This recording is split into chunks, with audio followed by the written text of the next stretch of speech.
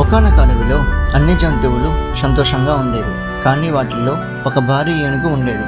అన్ని జంతువుల్లా కాకుండా ఏనుగుకి అహంకారం ఎక్కువ. ఎందుకంటే తానే అందరికన్నా పెద్దగా ఉన్నానని గర్వం. అలా ఒకరోజు ఏనుగు అడవిలో వెళ్తూ ఉంటే ఒక చిన్న ఎలుక ఎదురుగా వస్తుంటుంది. అప్పుడు ఆ ఏనుగు ఎలుకను చూస్తూ ఇలా అంటుంది, నీకెంత ధైర్యం, నాకే ఎదురుగా వస్తావా, పక్కకి జరుగు అని కోపంగా కసురుకుంటుంది. అప్పుడు ఎలుక ఎంతో బాధగా పక్కకి వెళ్ళి కూర్చుంటుంది. అన్ని రోజులు ఒకేలా ఉండవు కదా. ఒకరోజు ఏనుగు వేటగాడి వలలో చిక్కుకుంటుంది. ఎంత ప్రయత్నించినా సరే బయటికి రాలేక గట్టిగా అరుస్తుంటుంది. అది విన్న ఎలుక పరుగున అక్కడికి వెళ్తుంది. ఏనుగును చూసి వెంటనే తన స్నేహితులందరినీ పిలుచుకొని వస్తుంది. అందరి సహాయం తీసుకొని ఏనుగును విడిపిస్తుంది.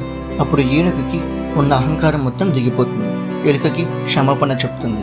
ఈ కథలో నీతి ఏమిటంటే, నువ్వు ఎవరన్నది ముఖ్యం కాదు, ఎదుటి వారితో ఎలా ప్రవర్తిస్తున్నావు అన్నదే ముఖ్యం. ఇలాంటి మరిన్ని వీడియోస్ కోసం మన ఛానల్ని లైక్ చేసి సబ్స్క్రైబ్ చేయండి. మీ స్నేహితులకి షేర్ చేయండి. Thank you.